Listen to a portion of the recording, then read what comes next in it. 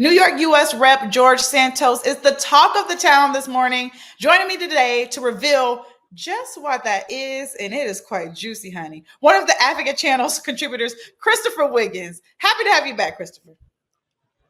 Thanks for having me back.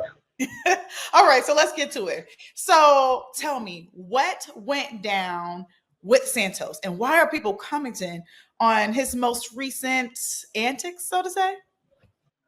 Well, so it isn't the first time that he's mentioned this relationship.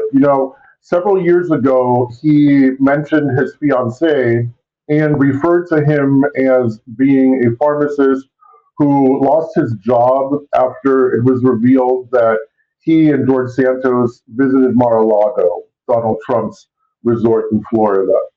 And so at that point, he had mentioned him as a fiance. There was a Brazilian publication that looked into their relationship and that found that the two were apparently married back in 2021 and that the husband, Matt, was 24 at the time. And so apparently this is real. And I mean, are people? I've read your article, and I'm just curious about some of the funniest comments that you may have seen. Just to throw out there. Well, there was one person who wrote, and I wrote this in my article, that, they said that, I'm at a Dianne Feinstein memorial. Actually, I'm at a George Santos husband reveal. You know what? I'm at a joint Dianne Feinstein memorial, George Santos husband reveal. And that was kind of the notion that everyone got from this really bizarre announcement. To be honest though, how bizarre is this announcement really?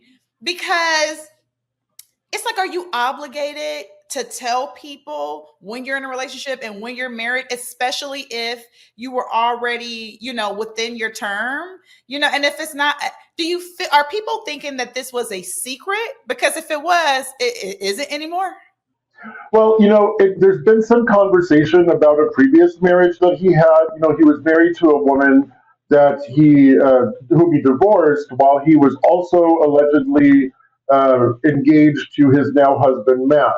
So, the question becomes, did he have a sham marriage for some sort of green card or visa situation then, or some other contractual benefit, which of course is illegal, or not? And so he's denied that that's the case.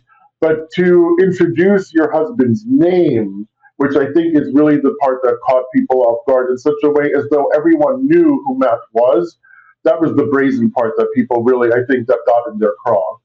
Okay, so they do believe that this relationship, or they do have some skepticism about the relationship because of everything that you just named. Yeah, and the fact that he's been proven to lie. I mean, he lied about his, education. He lied about where his money comes from. He's under federal indictment. He is not doing well. Let's just say it that much. Okay, because I'm like, I love how he said, y'all. Okay, yeah, and also the fact that he's just a liar. I mean, and then you proceeded to list it. So what else has he really been up to recently? I know you mentioned the indictment. So what else? Please let my audience know. Well, so the crazy part is that, over the weekend, and right now, there's a vote going on of whether to kick Kevin McCarthy out of his speakership. Over the weekend, in order to reach an agreement on the government shutdown, the Congress was in session. And at that time, a Democratic lawmaker, Representative Jamal Bowman, was caught pulling the fire alarm in a congressional office building, which didn't disrupt the vote, but it caused a fracas. Well, it turns out that he claims that the signage was confusing and he was trying to get out of the building in order to make it over to the Capitol to vote. Well, of course, the Republicans took the opportunity to cast aspersions against him. And of course, one of the people who really shouldn't be saying anything about anyone was George Santos, who posted several videos about how to use a fire alarm, and just kind of, he thought he was being cheeky and funny, but in reality, he was just being really cringe.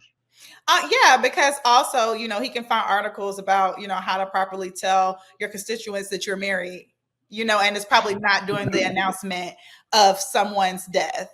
All right. Listen, Yeah. Chris, thank you so much for joining me and breaking this all down. I cannot wait to have you back next week. I feel like you always are really good at like just bringing in and giving us additional information on what's going on in the political sphere. So thank you so much for joining us today. I appreciate that. Thanks for having me. See you next time.